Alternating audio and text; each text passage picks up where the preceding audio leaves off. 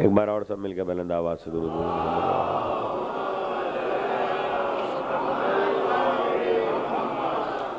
امام بارگاہ حسینیہ زہرا میں آپ حضرات عشرہ اربعین کے سلسلے کی 7ویں تقریر سماعت فرما رہے ہیں بعنوان شرح زیارت وارثہ۔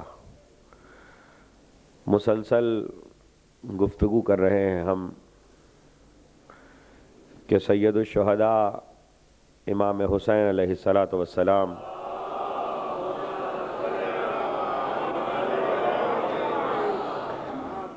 کی ذات گرامی میں پروردگار عالم نے انبیاء کی وراثتوں کو یکجا کر دیا ہے، اور اس کا مظاہرہ موقع بموقع وقتاً فوقتاً حسب مشیت الہی تقاضائے حکمت کے مطابق خود امام حسین نے اس کا اظہار بھی کیا، اور تاریخ میں وہ موقع محفوظ بھی ہوئے۔ یہ زیارت زبان معصوم سے ادا ہوئی ہے، اور ہمارے ہاں اہل بیت سے ہم تک پہنچنے والے ذخائر علمی میں کچھ چیزیں ایسی ہیں کہ جن کی سند میں کوئی شک نہیں ہے، اور انتشار فکر اور تزلزل عقائد کے اس دور میں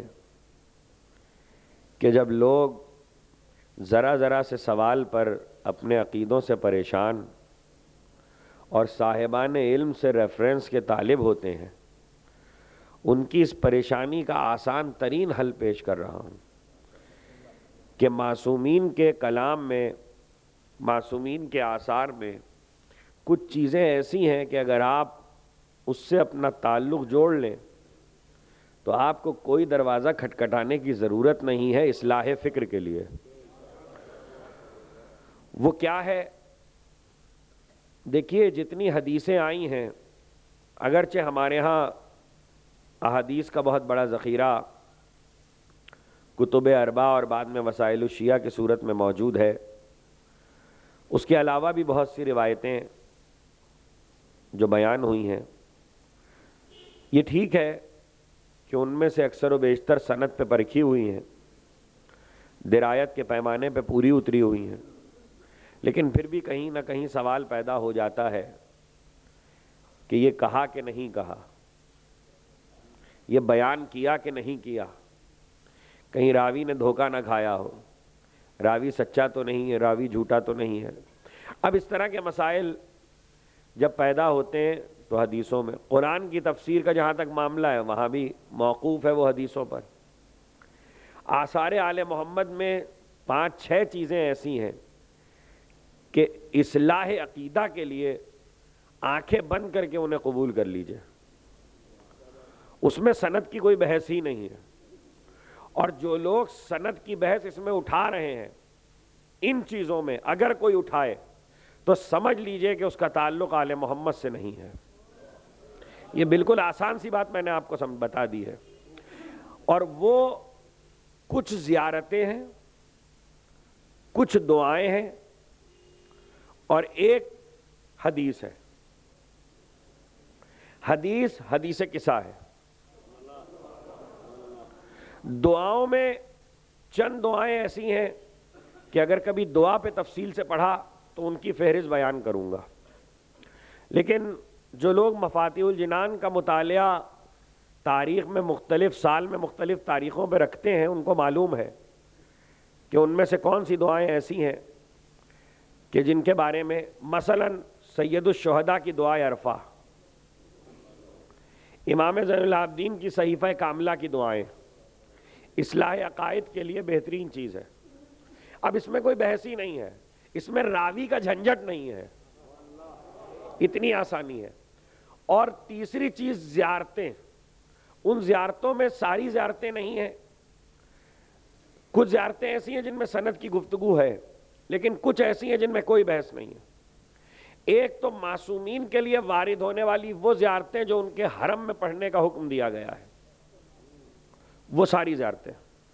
دوسرے زیارت عاشور، زیارت اربعین، زیارت وارثہ، زیارت جامعہ. ان 4 زیارتوں کو معنی اور مطالب کے ساتھ لوگوں کو چاہیے کہ یاد کر لیں، اور اس کے بعد کبھی بھی عقیدے میں کسی مسئلے کا سوال پیدا ہو، میں ضمانت لیتا ہوں کہ اگر ان زیارتوں سے جواب نہ نکلے تو میں شیعہ نہیں ہوں.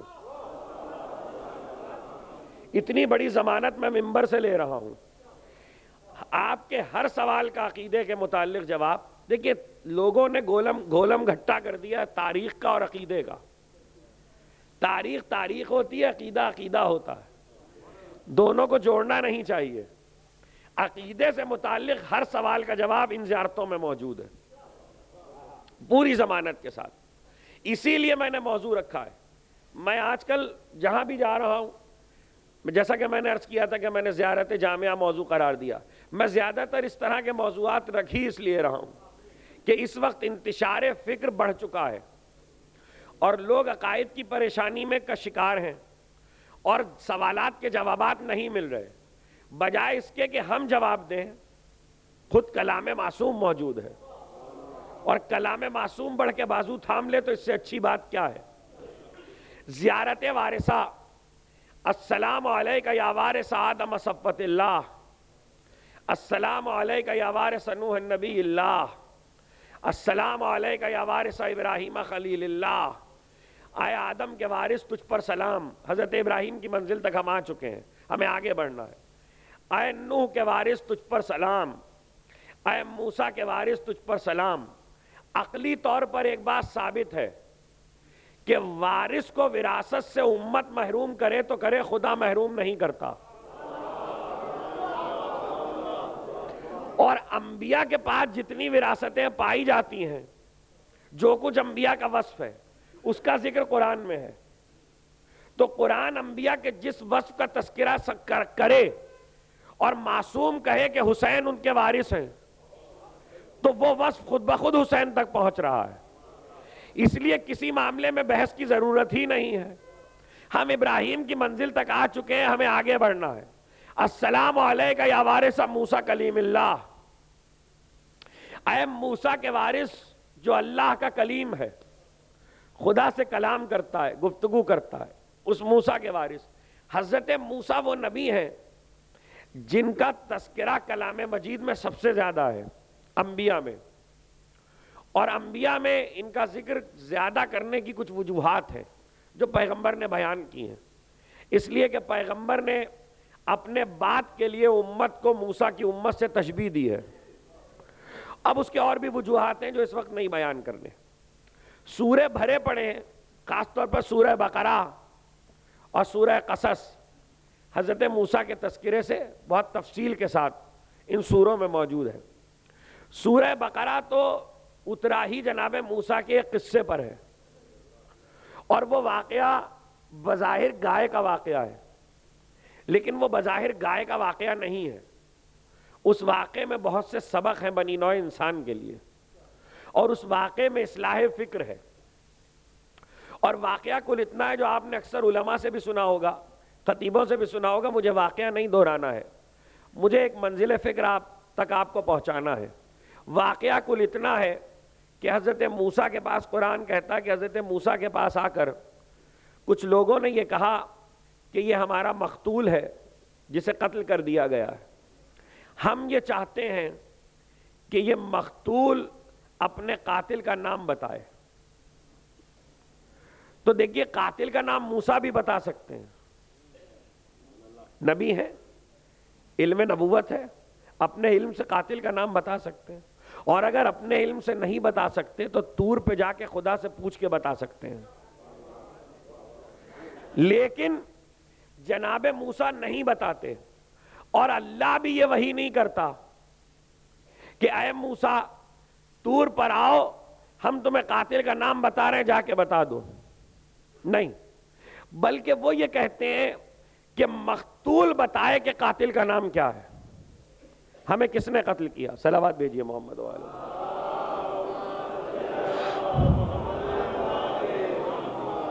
ایک بار اور صلوات بھیج دیں محمد والے.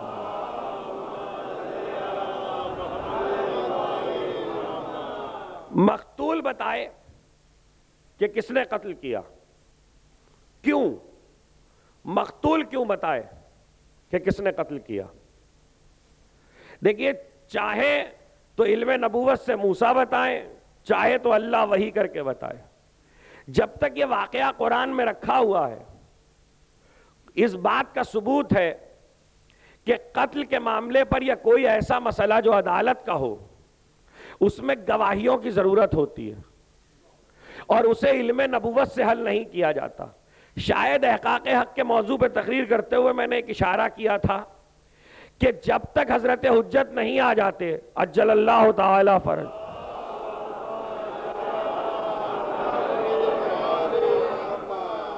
علم امامت اور علم نبوت پر عدالت کا کوئی فیصلہ نہیں ہوگا. یہ خاصہ ہے صرف حضرت کا کہ حضرت اپنے علم پر عدالت کے فیصلے کریں گے. جب تک وہ نہیں آتے سارے فیصلے گواہیوں سے ہوں گے. اب گواہی میں یا تو گواہ بلائے جائیں یا خود مقتول کہے کہ میرا قاتل ہے. اور اب دیکھیے، مقتول بھی بتا سکتا ہے اگر مقتول بول دے. عجیب مطالبہ ہے، یعنی یہ کوئی نہیں کہہ رہا کہ مقتول کیسے بولے گا، وہ تو قتل ہو چکا، لیکن سب یہ مطالبہ لے کر آئے ہیں. تو اب ایک بات تو طے ہے نا کہ تاریخ میں کبھی کبھی مقتول بولتا ہے. اب کسی کی زبان سے بولے گا ضرور، اور معاملہ ایسا آ جائے تو اپنے قاتل کا نام بھی بتا دے گا. اور دیکھیے کہ مقتول کا بولنا کبھی خود ہوتا ہے، کبھی وارث کی زبان سے ہوتا ہے. یہاں مقتول خود بول رہا ہے، آنے والی تاریخ میں ایک مقتول خود بھی بولے گا اور وارث کی زبان سے بھی بولے گا. دیکھیے وارث کی زبان سے کیسے بولتا ہے. 5 برس کا بچہ دربار یزید میں موجود ہے. میں واقعے کو روک رہا ہوں، پھر آگے بڑھ جاؤں گا. 5 برس کا بچہ دربار یزید میں موجود ہے اور ایسے میں کسی بات پہ برہم ہو کر یزید نے قتل کا حکم جاری کیا، قتل سید الساجدین کا. جب قتل سید الساجدین کا حکم جاری کیا جس وقت، تو 5 برس کا ایک بچہ بولا. یہ جو بول رہا ہے اس کی زبان سے حجت خدا بول رہی ہے، اس کی زبان سے مقتول بول رہا ہے جس کو شہید کیا گیا. 5 برس کا ایک بچہ بولا یزید. ابھی اس بچے سے گفتگو ہوگی، لیکن وہ ساری گفتگو مجھے نہیں عرض کرنا. یزید قتل کر لینا میرے باپ کو. اب تو آپ پہچان گئے یہ بچہ کون ہے.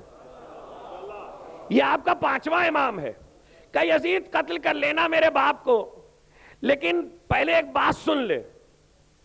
اب جب اتنے بھرے دربار میں 5 برس کا بچہ بولے گا تو لوگ متوجہ ہو کے دیکھیں گے، اس لیے کہ درباریوں میں عمرا بھی ہیں، وزراء بھی ہیں، لیکن سب سے قیامت کی بات یہ ہے کہ دوسرے ملکوں کے سفیر بیٹھے ہوئے ہیں، مختلف مذہبوں کے رہنما بیٹھے ہوئے ہیں، راہب بیٹھے ہوئے ہیں، عیسائیوں کا عالم بیٹھا ہے، یہودیوں کا عالم بیٹھا ہے.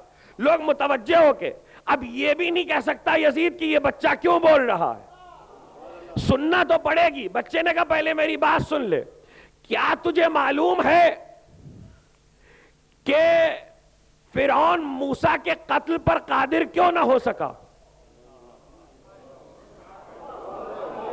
ذرا سوال تو دیکھیے، یعنی گفتگو کیا تھی اور یہاں بچے نے کیا گفتگو شروع کی. کیا تجھے معلوم ہے کہ فرعون موسیٰ کے قتل پر قادر کیوں نہیں ہو سکا؟ سناٹا ہو گیا. یزید کیسے بتائے گا؟ اس کے باپ نے کبھی کی علم کا جواب دیا ہے؟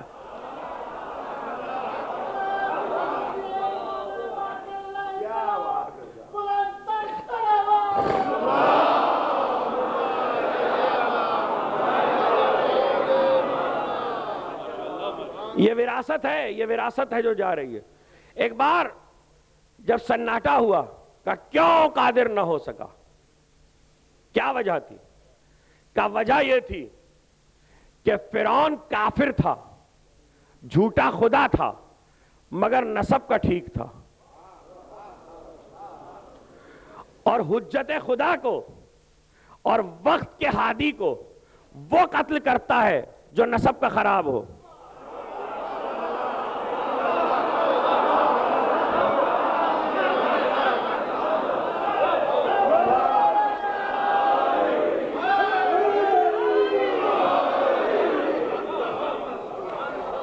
جس کا نسب اچھا نہ ہو وہ حجت خدا کو قتل کرتا ہے. یہ دو جملے کہنے کے لیے بچہ بولا تھا. آپ نے غور کیا کہ اپنے باپ کی جان کیسے بچا لی؟ آنے والے امام نے ایک جملے میں دو کام کیے ہیں. پہلا کام یہ کہ موسیٰ کے قتل پہ فرعون قادر نہ ہو سکا، نسب اچھا تھا. اس وقت بھرا ہوا دربار ہے، اگر یزید کہے گا، اب بھی کہے گا قتل کر دو، تو سب اٹھ کے کہیں گے کہ یہ وقت کا امام ہے، رسول کا بیٹا ہے.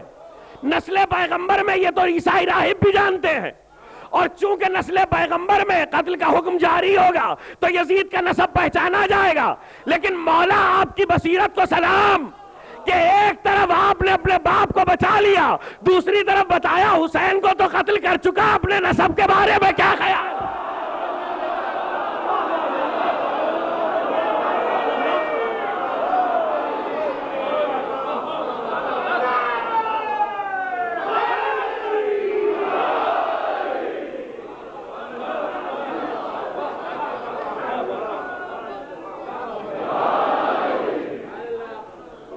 دیکھیے قاتل کا پتہ کیسا ملا نا تاریخ میں قاتل کا پتہ. آج کچھ لوگ موضوع بدل جائے گا ورنہ اس پہ بات کرتے کچھ دیر. آج ابھی تک کچھ لوگ یزید کو بچانا چاہتے ہیں، قتل حسین سے یزید کو بچانا چاہتے ہیں. نہیں، قتل حسین سے کوئی نہیں بچ سکتا، نہ یزید کو قتل حسین کی راہ پہ لگانے والے. اب سوچتے رہیے گا ہم نے کیا کہا ہے. صلوات بھیجے محمد.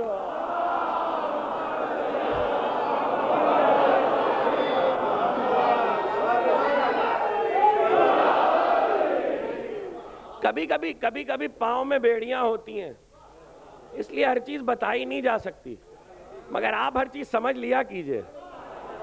تاریخ کا ایک تسلسل ہے. مقتول پتہ بتا رہا ہے، کب مقتول بتائے؟ گئے طور پہ، کہیں ان سے کہو کہ ایک گائے ذبح کریں اور اس کے گوشت کا ٹکڑا مقتول پر ماریں. مقتول زندہ ہوگا اور اپنے قاتل کا پتہ بتائے گا کہ اس کا قاتل کون ہے.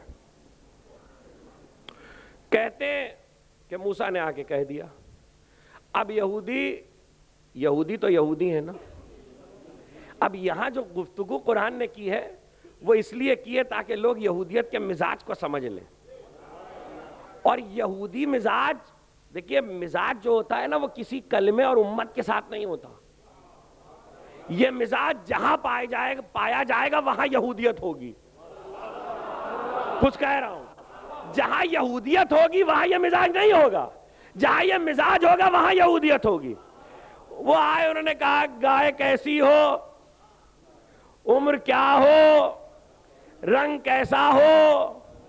معلوم یہ ہوا کہ ایک سوال معصوم نے فرمایا کہ کسی بھی گائے کو جا کے ذبح کر لیتے تو اس گائے میں یہ تاثیر پیدا ہو جاتی جو حکم اللہ نے دیا تھا. لیکن چونکہ انہوں نے سوال کیے تو اللہ نے بھی جواب دیا. اور یہ مزاج سمجھ لیجئے یہودیت کا ہے. ایک چیز بتا دی جائے بھائی آسانی کے ساتھ لے جاؤ، بڑھ بڑھ کے سوال یہ کیسا ہو، اسے کس طرح کیجئے، اس پہ عمل کیسے ہوگا، یہ جہاں بھی پایا جائے یہودیت کا مزاج ہے. حج کے معاملے میں ایک شخص پیغمبر کے پاس آیا اور اس نے جب گفتگو حج کی ہو رہی ہے تو پیغمبر سے گفتگو کرتے ہوئے اس شخص نے کہا، سوال کرنے شروع کیے. وقت اتنا نہیں ہے کہ میں ہر چیز کی تفصیل بیان کروں. سوال کرنے شروع کیے، پیغمبر کی پیشانی پہ ایک بار بل پڑ گئے. پیغمبر نے کہا، کہہ دیا کہ زندگی میں ایک بار واجب ہے، جا چلا جا. وہ اٹھ کے چلا گیا جب پیغمبر برہم ہوئے. جب وہ چلا گیا تو پیغمبر نے کہا آج یہ سوال کر کے امت کے لیے مشکل پیدا کرنا چاہ رہا تھا. اب جملہ سنیے گا نبی کا. پیغمبر نے خدا کی قسم اگر میں اس وقت کہہ دیتا کہ ہر سال واجب ہے تو ہر سال واجب ہو جاتا. یہ امت کو مشکل میں ڈالنا چاہ رہا تھا. ایسے بہت سے لوگ ہیں جن کے سوالوں کی وجہ سے امت مشکل میں پڑی ہے. ہاں ہاں ہاں ہاں ہاں. زیادہ سوال نہ کرنا, زیادہ سوال نہ کرنا, اور اس طرح کے سوال نہ کرنا کہ جسے کٹ حجتی کہتے ہیں. کیسی ہو؟ اب اللہ نے بھی کہا ٹھیک ہے ہم بھی اسی گائے سے تمہیں آزمائیں گے. اللہ نے ساری پہچان موسیٰ کے حوالے کی, جا بتا دو ان کو جا کے. اب جو گائے تلاش کی گئی تو معلوم ہوا کہیں ملتی ہی نہیں. ساری آبادی میں, سارے علاقے میں گائے کا پتہ نہیں ہے. ویسی گائے نہیں ہے, گائے تو بہت تھی. پروردگار ایک مقتول کے قاتل کے پتے کے لیے اتنا جھنجٹ کہ تو گائے کو معجزہ بنانے پہ تیار ہے. اس گائے کی کیا خوبی ہے کہ آج وہ گائے معجزہ بننے والی ہے. دیکھیے صاحب اعجاز موسیٰ موجود ہے, خود معجزہ نہیں دکھا رہے ہیں, گائے معجزہ بنے گی. ہاں صاحب اعجاز کے ہوتے ہوئے کبھی جانور کو معجزہ بنایا جاتا ہے, اس میں کوئی حکمت ہوتی ہے. اگر جانور معجزہ بنا دیا جائے صاحب اعجاز کے ہوتے ہوئے, اس کی حکمت کیا تھی؟ گائے تلاش کی گئی تو ایک جوان کے پاس ملی. ایک جوان کی ملکیت تھی, اور ملکیت یوں ہوئی تھی. اب یہ شریعت اسلامی کا ایک مسئلہ ہے, چھوٹی چھوٹی چیزیں واضح کرتے ہیں تو بڑا وقت نکل جاتا ہے. اور وہ مسئلہ یہ ہے کہ ہمارے ہاں تو لوگ ان چیزوں کا خیال نہیں کرتے. مثال کے طور پر کسی کے گھر میں گئے ہیں تو ہم نے چیز اٹھا لی, استعمال کر لی. شریعت میں باپ کے مال میں اور بیٹے کے مال میں بھی فرق ہے. شریعت کا اپنا حساب ہے اور اجازت لینی پڑتی ہے. یہ گائے اس شخص کے جس جوان سے انہوں نے لی ہے, جس کے پاس ملے گی, اس کے باپ کی ملکیت ہے. باپ کی خدمت میں باپ نے رات کو پانی مانگا تھا, یہ پانی لے کے آیا تو باپ سو چکا تھا. اس نے انتظار میں کہ جانے کب باپ کی آنکھ کھل جائے, انتظار میں کھڑا ہے کہ باپ کی آنکھ کھلے تو پانی پیش کرے. صبح ہوئی تو دیکھا کہ بیٹا موجود ہے. تو جب بیٹے کی یہ اطاعت دیکھی, دیکھیے ماں باپ کی اطاعت کا صلہ پا رہا ہے. ذرا ذرا سی باتوں میں بہت سی باتیں ہوا کرتی ہیں. باپ نے وہ گائے اس کو بخش دی. اب آپ کہیں گے ایک پانی کے سلسلے میں اطاعت کی تو ایک گائے بخش دی, بس اتنا سا انعام. یہ اتنا سا انعام نہیں تھا, خدا جانتا ہے کہ یہ کتنا بڑا انعام تھا.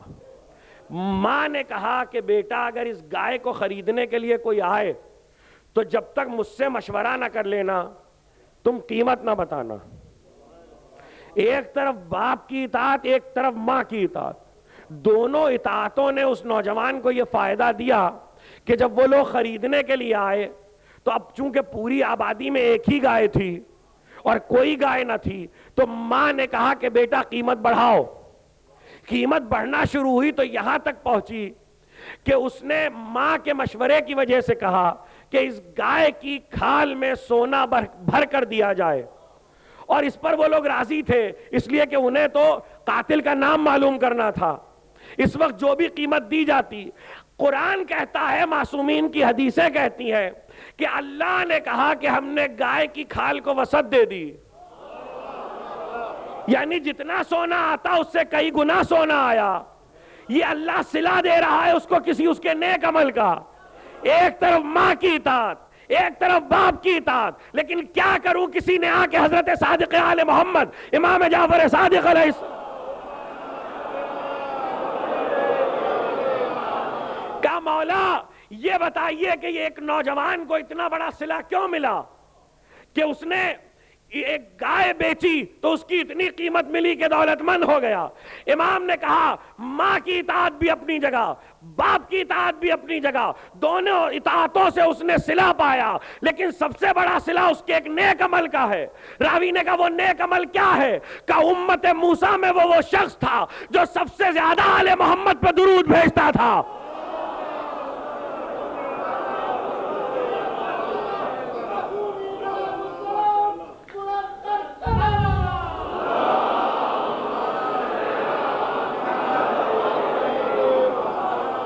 جو سب سے زیادہ آل محمد پہ درود بھیجتا تھا، اس درود کا صلہ اسے ملا۔ ایک غلط فہمی لوگوں کی دور کر دوں، جو یہ سمجھتے ہیں کہ آل محمد رسول کے آنے کے بعد ہی ان کا تذکرہ ادیان میں پایا جاتا ہے۔ ہر امت پہ آل محمد کی محبت اتاری گئی تھی، ہر امت سے سوال کیا گیا تھا۔ یہ جو آپ کے پاس آل محمد کی محبت ہے، اس کا سوال ہر امت سے ہوا ہے۔ وہ چلے گئے گائے کو لے کے، انہوں نے گائے کو ذبح کیا، اور گائے کو ذبح کرنے کے بعد انہوں نے گائے کا ٹکڑا ایک گوشت کا اس کے جسم پہ مارا مقتول کے، لیکن مقتول زندہ نہ ہوا۔ اتنی محنت کی اور آخر میں کچھ بھی نہ ملا، مقتول زندہ۔ دوڑے ہوئے موسیٰ کے پاس آئے اور موسیٰ سے آگے کہا مقتول تو زندہ نہیں ہوا، آپ نے کہا تھا کہ گائے کا ٹکڑا مارو۔ موسیٰ نے کہا تم نے قیمت دی کہ نہیں؟ کہا قیمت تو ابھی نہیں دی۔ کہا پہلے قیمت ادا کرو۔ گئے، قیمت ادا کر کے آئے، پھر وہی ٹکڑا مقتول پہ مارا، مقتول زندہ ہو گیا۔ قیمت ادا کرنے سے پہلے تاثیر اور تھی، قیمت ادا کرنے کے بعد تاثیر اور ہے۔ یعنی قیمت ادا کرتے ہی تاثیر بدل گئی، قیمت ادا کرتے ہی اثر آ گیا۔ تاریخ میں جب تک یہ واقعہ قرآن میں موجود ہے، یہ دعوت فکر دے رہا ہے کہ قرآن تو تمہارے پاس ہے، قرآن شفا بھی ہے، قرآن رحمت بھی ہے، قرآن ہدایت بھی ہے، قرآن رہنمائی بھی ہے، لیکن قیمت تو ادا کرو تاکہ قرآن اثر دکھائے۔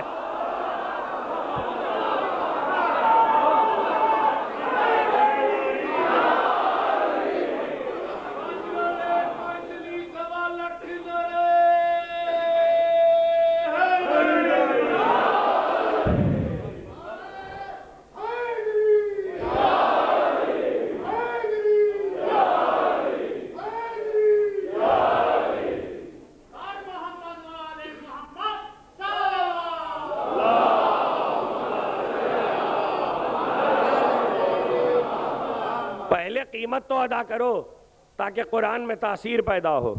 قرآن کی تاثیر اپنی جگہ پر، قیمت کی ادائیگی اپنی جگہ پر۔ اب جو ٹکڑا مارا گیا تو وہ مقتول بولا اور اس نے قاتل کا پتہ بتایا۔ مجھے قصہ نہیں سنانا تھا، موسیٰ کی تاریخ میں قرآن نے سب سے بڑا واقعہ یہی رکھا ہوا ہے کہ ایک مقتول قاتل کا پتہ بتائے، لیکن اس کے لیے ایک ٹکڑا مارا جائے۔ موسیٰ تمہارے ہاتھ کا اعجاز کیا ہوا؟ تم چھو کے زندہ کر دیتے، اللہ نے تمہیں اجازت نہیں دی، اللہ نے تمہیں اجازت نہیں دی، اور تمہیں بھی قدرت کی طرف سے معجزہ دکھانا پڑا، اور معجزے کے لیے کسی چیز کو وسیلہ بنانا پڑا۔ یعنی معجزے کے لیے، دیکھیں اب یہ ایک عجیب و غریب مسئلہ ہے، دریا کو شگافتہ کریں، خشکی کا راستہ بنے تو عصا ماریں، پتھر سے چشمہ نکالیں تو عصا ماریں، مقتول کو زندہ کروائے تو گائے وسیلہ بنے۔ ارے جب انبیاء کے معجزے بغیر وسیلوں کے نہیں ہوتے تو آپ کو جنت بغیر وسیلے کے کیسے ملے گی؟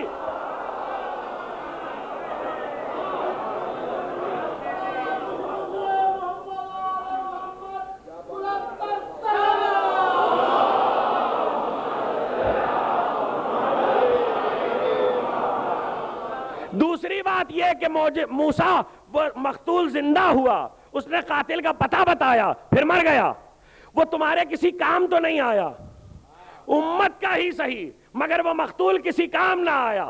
السلام علیکہ یا وارث موسیٰ کلیم اللہ۔ میں یوں ہی آپ کو قصہ نہیں سنا رہا تھا، یہ حسین موسیٰ کا وارث ہے۔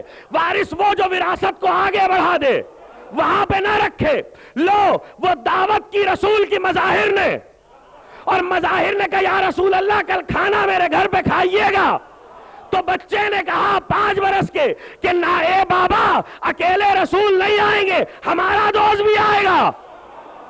اور اب کہتے ہیں کہ ادھر سے رسول چلے، ادھر سے رسول کا نواسہ ساتھ ہے، مظاہر کے گھر میں انتظار ہو رہا ہے، میں مسائل نہیں فضائل پڑھ رہا ہوں۔ ایک بار کہتے ہیں کہ 5 برس کا بچہ بام پہ ٹہل رہا ہے، اور بام پہ ٹہلتے ٹہلتے فرط اشتیاق میں جدھر سے حسین والے ہیں ادھر نظر ہے کہ کب میرے حسین کا چہرہ دکھائی دے، کب میرے دوست کی صورت نظر آئے۔ اسی اشتیاق میں آگے جاتے ہیں، پیچھے آتے ہیں۔ جب انسان فرط اشتیاق میں ہوتا ہے تو بے خبری کا عالم ہوتا ہے۔ وہ 5 برس کا بچہ چھت سے گرا تو چوٹ آئی، سر پہ چوٹ آئی، مر گیا۔ مظاہر باہر نکلے تو دیکھا بیٹا مر چکا۔ بیٹے کے لاشے کو اٹھایا، حجرے میں لٹایا، چادر ڈال دی اس خیال سے کہ کہیں ایسا نہ ہو کہ رسول کی دعوت میں خلل پڑ جائے، پہلے دعوت کر لو پھر بعد میں اطلاع دیں گے۔ کہتے جب رسول آئے تو رسول کا استقبال کیا، لیکن حسین کی نگاہیں اپنے دوست کو ڈھونڈ رہی تھی، حسین کی نگاہیں اپنے دوست کو ڈھونڈ رہی تھی۔ ایک بار کہا اے چچا مظاہر آپ تو اپنے دوست سے مل لیے، نانا آپ اپنے دوست سے مل لیے، ہمارا دوست کہاں ہے؟ اب مظاہر ظاہر باپ ہے، اب برداشت نہ ہوا تو بتا دیا۔ دیکھیے میں نے اس لیے قصہ سنایا تھا، موسیٰ تمہیں وسیلہ چاہیے تھا۔ ایک بار رسول نے کہا جاؤ حسین حجرے میں آئے، ایک بار حبیب کے چہرے پہ ہاتھ پھیرا، کہا حبیب تمہیں تو ہماری نصرت کرنا ہے، اٹھو کہ حسین بلا رہا ہے۔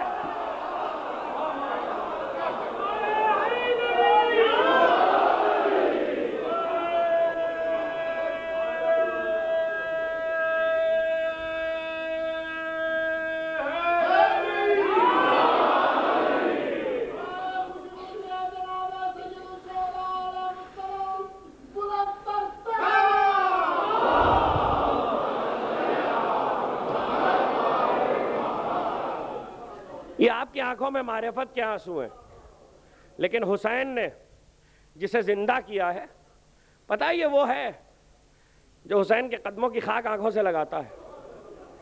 میں بھی مصائب پہ نہیں آیا، حسین کے قدموں کی خاک آنکھوں سے لگاتا ہے۔ چونکہ مجھے زیارت وارثہ کے دوسرے حصے انصار تک جانا ہے، ذکر ناصران حسین تک، اس لیے اسی ترتیب سے آگے بڑھ جاؤں گا۔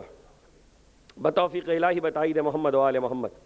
دیکھیے آنکھوں سے خاک لگاتے ہیں حسین کے قدموں کی، مرتبہ کیا ملا حبیب کو کہ جسے خاک شفا کہتے ہیں اس میں لہو حبیب کا بھی ہے۔ یہ صلہ پایا ہے حبیب نے، زندہ کیا حسین نے، اور زندہ اس لیے کیا، وقت نہیں ہے کہ یہ تفصیل عرض کروں۔ 3 افراد کربلا میں وہ ہیں کہ جو مر کے زندہ ہوئے ہیں۔ امام حسین کے ناصروں میں 3 لوگ وہ ہیں جو مر چکے تھے اور زندہ ہوئے، اور اس لحاظ سے 3 کہہ رہا ہوں کہ ایک اپنی ذات میں حبیب جنہیں حسین نے زندہ کیا، 2 وہ جوان ہیں کہ جن کی ماں مر چکی تھی اور اس ماں کو علی نے زندہ کیا تھا، اور اس کے بعد اس عورت کی شادی ہوئی تھی اور اس سے بیٹے پیدا ہوئے تھے، وہ کربلا میں حسین کے ناصر ہوئے۔ اب اگر کبھی ناصروں کی تفصیل سنائی تو عرض کریں گے کہ وہ ناصر کون کون سے تھے اور ان کی تفصیلات کیا تھیں اور کس کس طرح حسین تک پہنچے، لیکن حسین نے زندہ کیا تو زندہ کرنا یہ بتا رہا ہے کہ موسیٰ کے وارث نے وراثت کو آگے بڑھا دیا۔ یہ حبیب کل حسین کی نصرت کرے گا، اور نصرت بھی ایسی کہ حسین خود بلائیں گے۔ دیکھیے کچھ لوگ ایسے ہیں جنہیں پیغمبر کی صحابیت کا شرف حاصل ہے، جن میں مسلم ابن اوسجہ بھی ہیں، زہیر قین بھی ہیں۔ ایک خیال جناب حبیب کے لیے عام طور پر یہ مشہور ہے کہ حبیب بوڑھے تھے، لیکن تاریخی اعتبار سے جناب حبیب کا سن اور سید الشہداء کا سن ایک ہے۔ 57 برس کے حسین ہیں، 57 برس کے حبیب ہیں۔ ہاں زہیر قین 120 برس کے ہیں، مسلم ابن اوسجہ بوڑھے ہیں، لیکن حبیب امام حسین کے ہمسن ہیں۔ لیکن حبیب نے علمیت کا پایا سارے ناصروں میں سب سے زیادہ پایا ہے، اور حبیب کی علمیت پہ سید الشہداء کا وہ جملہ کافی ہے جو آپ نے سند کے طور پر رجل فقیہ کہہ کے خط میں لکھا ہے لیکن اس وقت میں صرف ایک سوال کر لوں اپنے سننے والوں سے اور آگے بڑھ جاؤں، مجھے حضرت عیسیٰ تک آنا ہے ناصروں کے ذکر ہی میں، کہ حبیب جیسا شخص کوفے میں موجود ہے جسے خود حسین رجل فقی کہہ رہے ہیں، بچپن کا دوست ہے، مزاج امامت سے بھی واقف ہے، مزاج رسالت سے بھی واقف ہے، تو ظاہر ہے کہ حسین اس پر اعتماد کرتے ہیں۔ مولا آپ نے اپنے چچا زاد بھائی مسلم کو کوفے بھیجا اور یہ کہہ کے بھیجا کہ میں تمہیں کوفے بھیج رہا ہوں، تم میرے نائب ہو، جس نے تمہارے ہاتھ پہ بیعت کی اس نے میرے ہاتھ پہ بیعت کی۔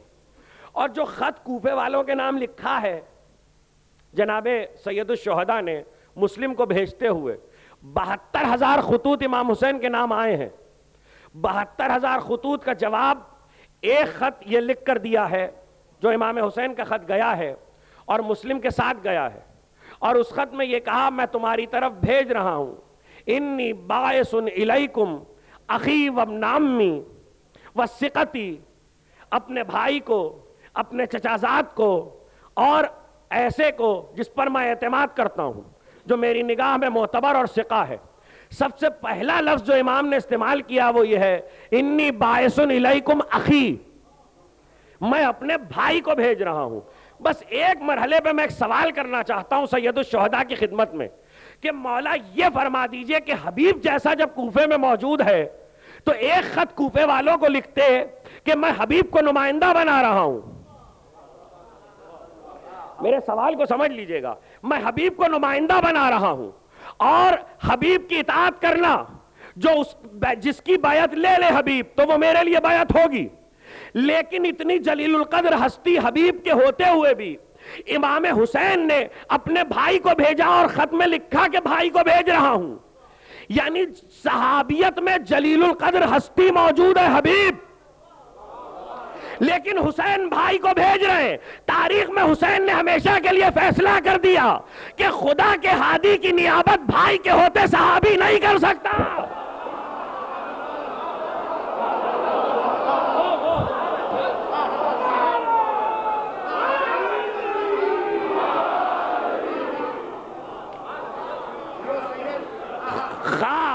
خواہ وہ حبیب جیسا ہی کیوں نہ ہو، یہ ہے حبیب۔ اور اس کے بعد ایک حبیبی تھوڑی ہے ناصر۔ آج کل ایک سوال اور بہت اٹھ رہا ہے، اور وہ سوال یہ ہے کہ جناب کربلا میں 72 تھے کہ 130 تھے کہ 203 تھے کہ 250 تھے کہ 300 تھے، پتہ نہیں کیا پریشانی ہے۔ مجھے آج تک یہ سمجھ میں نہیں آیا کہ اس قسم کے سوالوں کا مطلب کیا ہوتا ہے۔ بھائی جتنے بھی تھے آپ کو ان کا غم منانا ہے، جتنے بھی تھے ان پہ گریہ کرنا ہے، بحث کیا ہے؟ اور اگر جواب ہی سننا ہے تو لیجئے، میرا جواب سن لیجئے، اس سے اچھا جواب کیا ہو سکتا ہے؟ میں آج پوچھوں، جبکہ اب تو ایسا زمانہ ہے کہ ایک کمپیوٹر پہ آپ انگلی رکھیے اور سارے اعداد و شمار آپ کے سامنے آ جاتے ہیں، تو گھر جا کے آپ خود چیک کر لیجئے گا، جس کو نہ سمجھ میں آئے وہ خود اپنی نگاہوں سے چیک کر لے، جا کے اعداد و شمار آ چکے ہیں۔ قرآن مجید کی آیتیں 6666 مشہور ہیں، مشہور ہیں، عرصہ دراز سے مشہور ہیں، پتہ نہیں کس نے گنی تھی جس نے 6666 مشہور کر دی، لیکن اب جا کے گن لیجئے 6666 نہیں ہے، زیادہ ہیں۔ آج تک کسی نے سوال نہیں اٹھایا کہ جب زیادہ ہے تو یہ کم کیوں مشہور ہے؟ جب قرآن کی آیتیں زیادہ ہیں اور کم کی عدد سے ان کی عظمت پہ حرف نہیں آتا، تو کربلا میں 72 تھے کہ 250 تھے، فرق کیا ہے تو سب حسین کے ناصر، جیسے وہ سب قرآن کی آیتیں ہیں۔ صلوات بھیجے محمد۔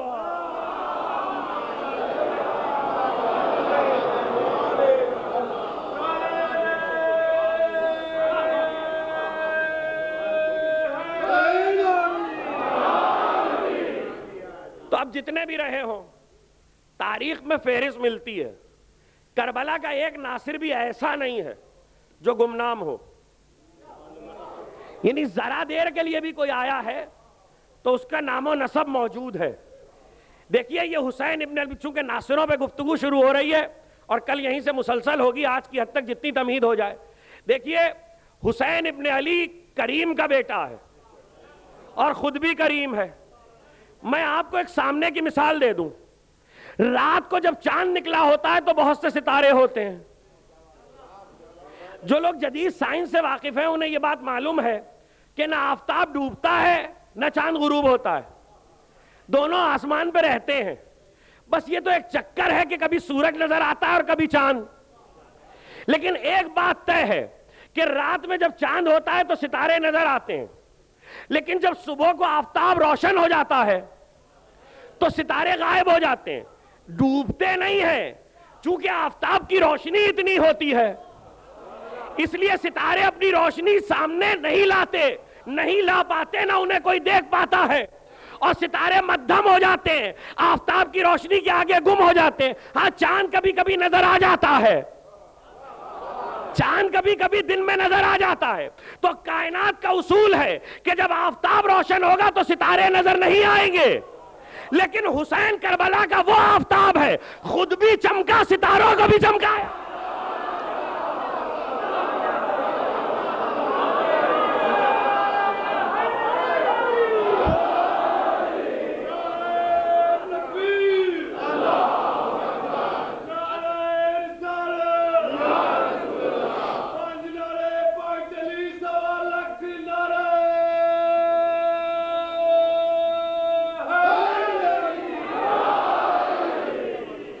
یہ کرم ہے حسین کا کہ حسین کی اپنی روشنی بھی آج تک ہے, اور جتنے کربلا میں حسین کے ساتھ آئے وہ سب بھی اسی آب و تاب کے ساتھ روشن ہیں.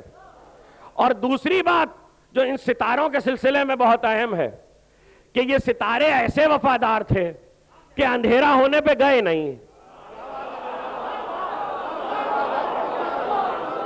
یہ ستارے ایسے وفادار تھے کہ اندھیرا ہونے پہ غائب نہیں ہوئے. یہ حسین کے پروانے ایسے تھے کہ شمع گل کر دی گئی لیکن اس کے بعد کسی نے اپنی جگہ نہیں چھوڑی, جبکہ حسین ابن علی یہ کہہ چکے تھے. دیکھیے 4 چیزیں سید الشہداء نے کہی ہیں شب عاشور چراغ گل کرنے کے بعد. ایک تو یہ کہا کہ چلے جاؤ, ان کو میرے سر کی ضرورت ہے, یہ تم سے کچھ نہیں چاہتے. اور دوسرا جملہ یہ کہا, اگر تمہیں یہ فکر ہے کہ دنیا والے کیا کہیں گے تو دیکھو بنی ہاشم کے ایک بچے کی انگلی پکڑو اور اسے لے جاؤ اور مدینے میں نبی کے روضے پہ چھوڑ دینا. اور اگر اس کی فکر ہے کہ تم کو ایک دوسرے آپس میں ایک دوسرے سے شرمندہ ہوگے تو لو میں چراغ گل کیے دیتا ہوں. اور اگر معاملہ جنت کا ہے تو میں جنت کی ضمانت لیتا ہوں.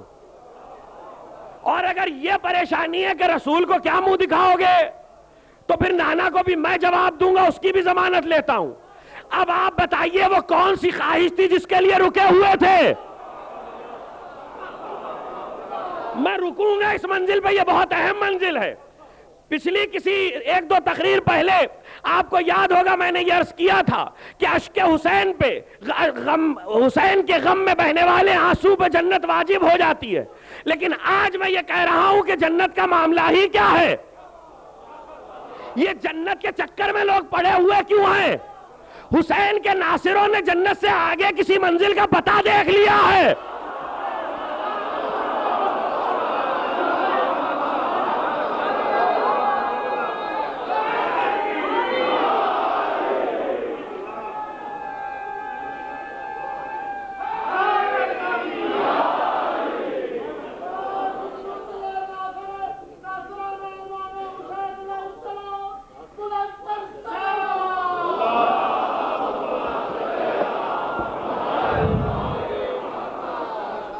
کوئی تو ایسی منزل ہے کہ جو انہوں نے دیکھ لی ہے, اور حسین کی ضمانت کے بعد کہ میں جنت کی ضمانت دیتا ہوں انہوں نے جان قربان کرنے کا فیصلہ کر لیا.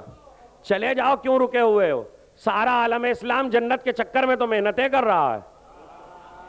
آئے حسین کے ناصروں, ساری نمازیں جنت کے لیے پڑھی جا رہی ہیں, سارے سجدے جنت کے لیے ہو رہے ہیں, سارے روزے جنت کے لیے رکھے جا رہے ہیں, ساری عبادتیں جنت کے لیے ہو رہی ہیں. اگر اللہ اعلان کر دیتا میں مفت میں دے دوں گا تو کون اتنی زحمت اٹھاتا؟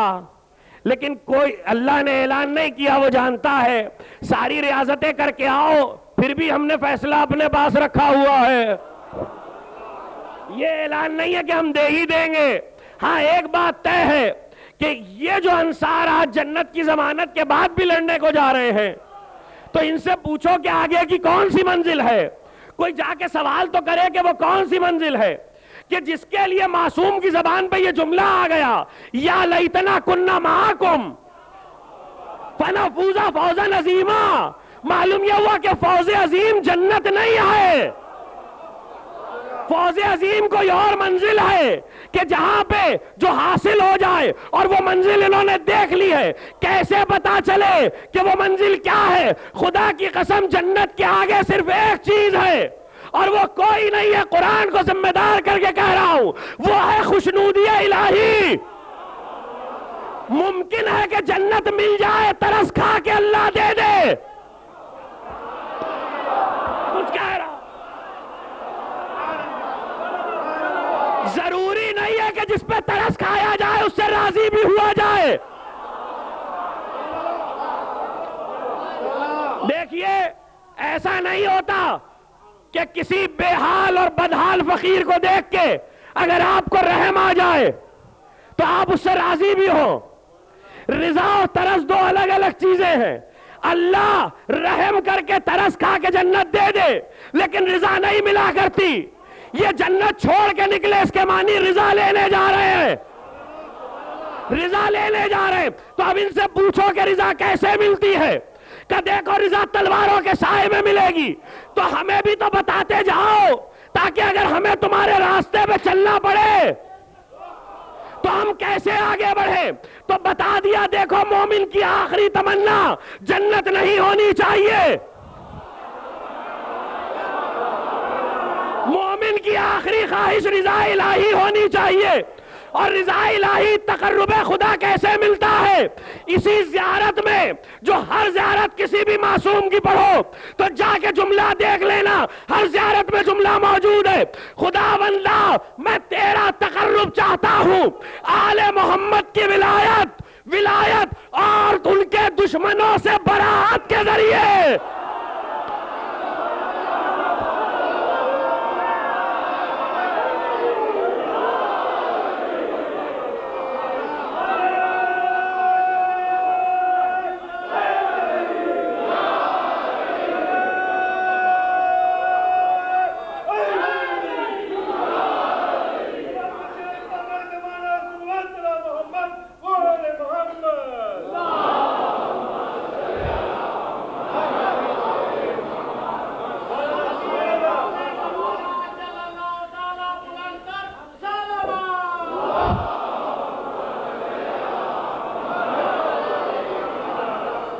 کسی زیارت میں آدھا جملہ نہیں ہے کہ پروردگار میں تیرا تقرب چاہتا ہوں آل محمد کی ولایت کے ذریعے. نہیں, آل محمد کی ولایت اور ان کے دشمنوں سے برات کے ذریعے. اور برات کا جملہ ترتیب میں بعد میں رکھا ہوا ہے, یعنی تولا کر کے بری نہیں ہو سکتے جب تک منزل برات پہ نہ آ جاؤ. منزل برات سے گزرو گے تو رضا الہی پاؤ گے. اور یاد رکھنا کہ شریعت کے سارے احکامات اسی عقیدے کے تابع ہوتے ہیں کہ تم کہاں جا رہے ہو, کس کی طرف سفر کر رہے ہو, کس سے ملنے جا رہے ہو, کس کی محبت لے کے جا رہے ہو. سارے احکامات خود بخود اس کے تابع ہوتے چلے جائیں گے. مرو میں تھے آپ کے 8ویں امام, اور 2 آدمی آئے اور انہوں نے آ کے کہا مولا دوسرے شہر سے آ رہے ہیں, فاصلہ اتنا تھا, بتائیے نماز قصر پڑھے کہ پوری؟ امام نے کہا تو قصر پڑھے گا, تو پوری. جسے کہا پوری وہ اٹھ کے سن کے چلا گیا, تو یہ چاہنے والا تھا, اس نے کہا مولا اسے پوری کہی مجھے قصر. کہا تو مجھ سے ملنے آیا ہے, وہ ہارون سے ملنے آیا.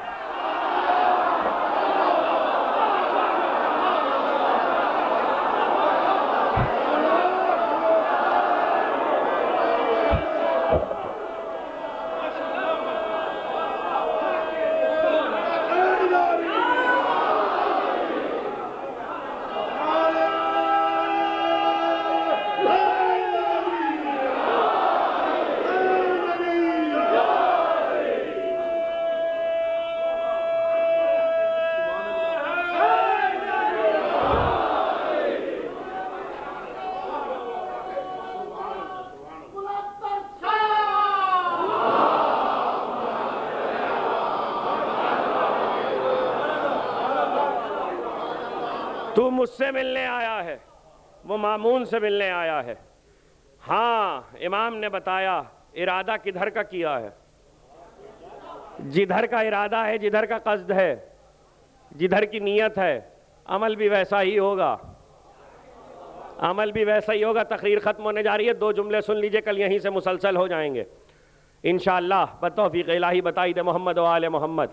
حسین ابن علی بار بار ایک سوال کر رہے تھے لشکر یزید سے، آخری 2 جملے، لشکر یزید سے بار بار ایک سوال کر رہے تھے، اور وہ سوال بڑا عجیب تھا۔ آخری خطبے تک حسین نے وہ سوال کیا ہے، اور سوال یہ تھا کیا میں نے دین کو بدل دیا؟ آج لوگ بڑی غلط فہمی میں مبتلا ہیں۔ جس کو دیکھو کربلا کا حسین کے مدینے سے کربلا آنے کا مقصد خود بیان کر رہا ہے۔ کوئی کہہ رہا اس لیے آئے، کوئی کہہ رہا سر اس لیے کٹوایا، کوئی کہہ رہا اس لیے قربانی دے دی۔ اجی بھائی حسین سے پوچھو نا کیوں آئے؟ آپ کیوں بیان کر رہے ہیں؟ اپنی طرف سے مقصد حسین کیوں بتا رہے ہو؟ سر کس لیے کٹوایا؟ حسین سے پوچھو لڑائی کس بات پہ ہوئی ہے، حسین سے پوچھو، حسین خود بتائیں گے۔ سوال کر رہے ہیں ہر ایک سے، اور سوال کیا ہے؟ کیا میں نے دین کو بدل دیا؟ نہیں۔ کیا میں نے شریعت میں کوئی تبدیلی کی؟ نہیں۔ آپ نے ہمیشہ بچپن سے یہی سنا ہو کربلا لا الہ الا اللہ پہ ہوئی ہے، کربلا محمد رسول اللہ پہ ہوئی ہے۔ میں آپ کو جو کچھ بتانے جا رہا ہوں سارے مقاتل چھان لیجئے گا، ساری تاریخیں دیکھ لیجئے گا، پوری ذمہ داری سے کہہ رہا ہوں اس کے علاوہ کچھ مل جائے جو میں بتا رہا ہوں۔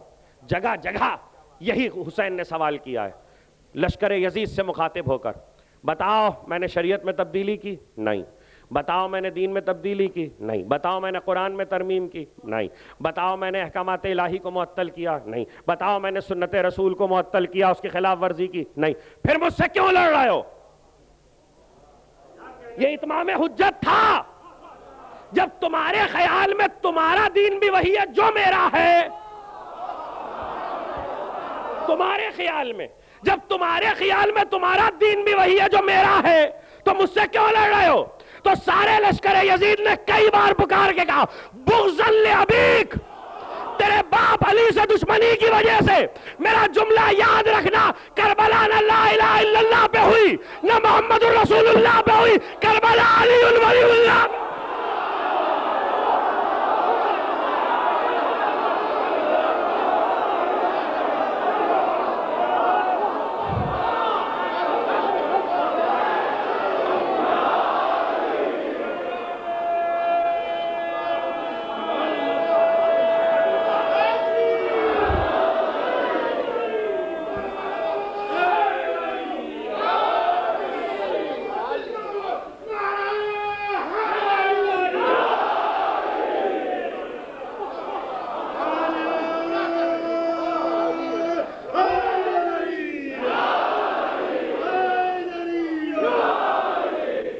بغضاً لأبیک، ارے بھرے پڑے ہیں مقاتل اور تاریخیں جہاں لشکر یزید کے جملے پہ سر سات کے اور شمر کے موجود ہیں۔ بغضاً لأبیک، تیرے باپ سے بغض کی وجہ سے، علی سے دشمنی کی وجہ سے۔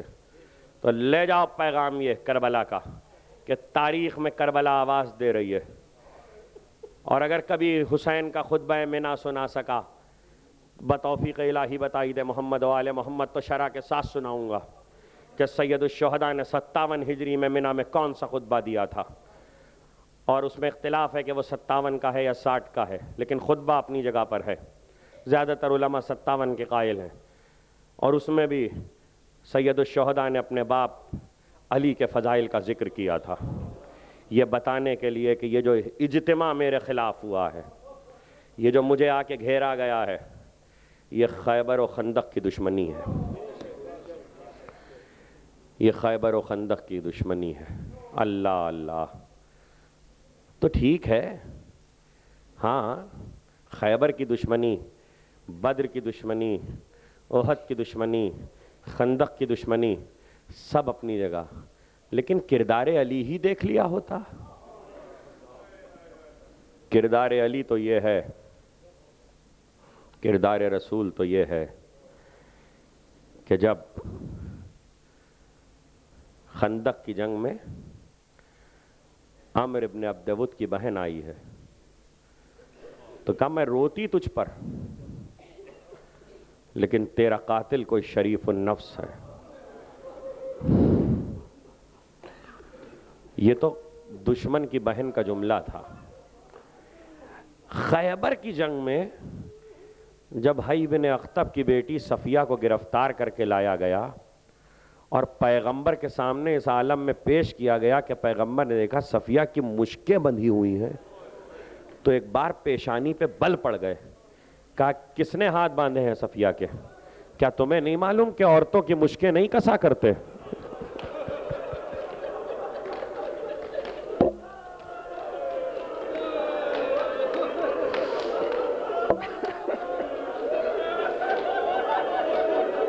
خدا آپ کی آوازوں پر اپنی رحمت نازل کرے، خدا آپ کی آوازوں پر اپنی رحمت نازل کرے۔ ارے اس کردار کو لے گئے ہوتے، حسین کو قتل کیا تھا، علی کی بیٹیوں کا تو احترام کیا ہوتا، فاطمہ کی بیٹیوں کا تو احترام کیا ہوتا۔ زمانے کا امام خون کے آنسو روتا ہے اس بے ردائی پر۔ عزیزو، کوفے سے شام، یہ بڑی کڑی منزلیں تھیں، اور 1 سال قید۔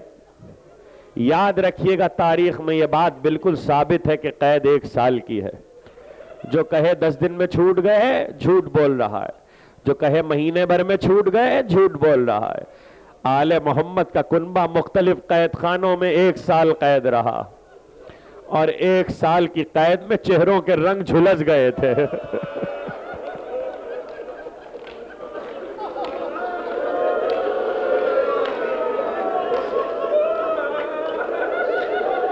اللہ آپ کی آوازوں پر اپنی رحمت نازل کرے، خدا آپ کی آنکھوں پر اپنی رحمت نازل کرے۔ عزیزو، مختل کہتا ہے کہ اس 1 سال کی شام کی قید میں عالم یہ تھا کہ آہستہ آہستہ شام کی عورتیں قید خانے کے باہر آ کے بیٹھنے لگیں، اور ایک 5 برس کی بچی روز ان عورتوں کو کربلا سناتی تھی۔ عورتیں اپنے دن کے کام سے فارغ ہو کے قید خانے کے دروازے پر آتی اور آواز دیتی، آؤ بی بی آؤ، ہم آ گئے، ہمیں کربلا سناؤ۔ سکینہ آ کے بیٹھ جاتی اور کہتی میرا ایک بھیا تھا علی اکبر، جس سے میرا بابا بہت محبت کرتا تھا۔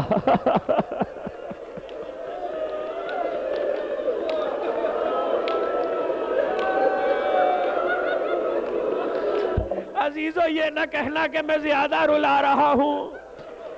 وہ حسین جو محرم کے چاند کے ساتھ مہمان ہوا تھا، اب 40 اپنے خاتمے پہ پہنچ رہا ہے۔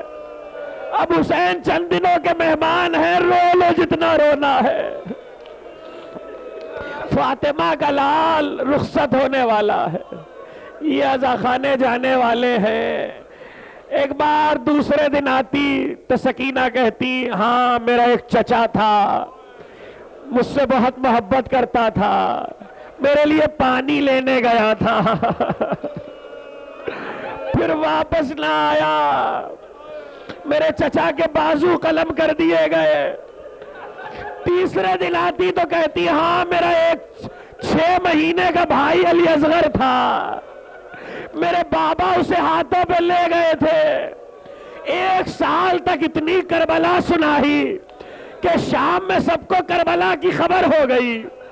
عزیزو، مختل کہتا ہے ایک دن شام کی عورتیں جب اپنے کام نپٹا کے قید خانے کے دروازے پر آئیں تو آواز دی، آؤ سکینہ بی بی، ہم آ گئے، ہمیں کربلا سناؤ۔ تو ایک بار کوئی آواز نہ آئی، شام کی عورتوں نے پھر پکارا تو بیڑیوں کی زنجیروں کی آواز آئی۔ آپ کا امام زنجیریں تھام کے اٹھا اور ایک بار دروازے پہ آ کے کہا، وہ بچی رات مر گئی۔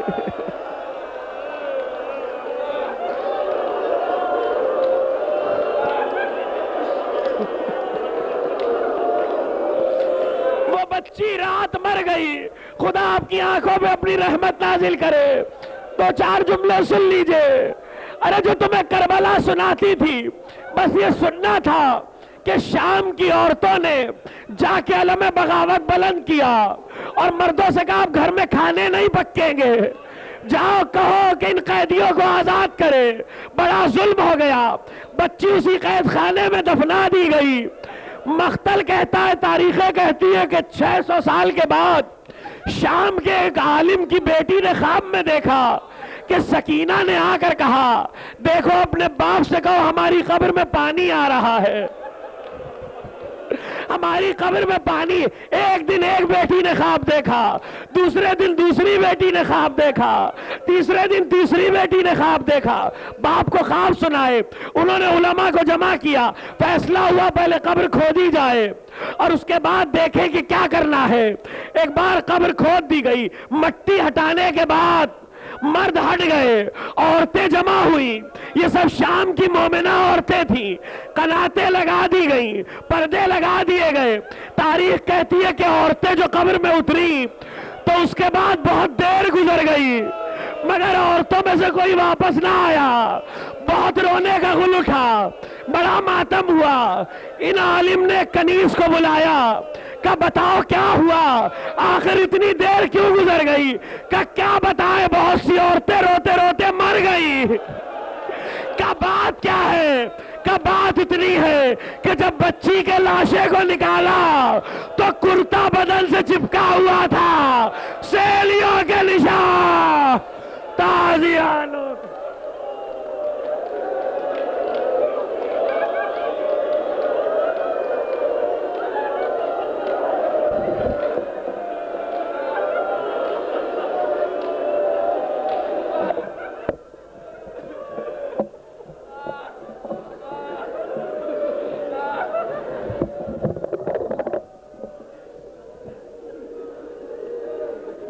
یا حسین یا حسین یا حسین یا حسین یا حسین یا حسین یا حسین یا حسین یا حسین یا حسین یا حسین فاطمہ کی بیٹیاں ہیں اور قید خانہ، ہائے رے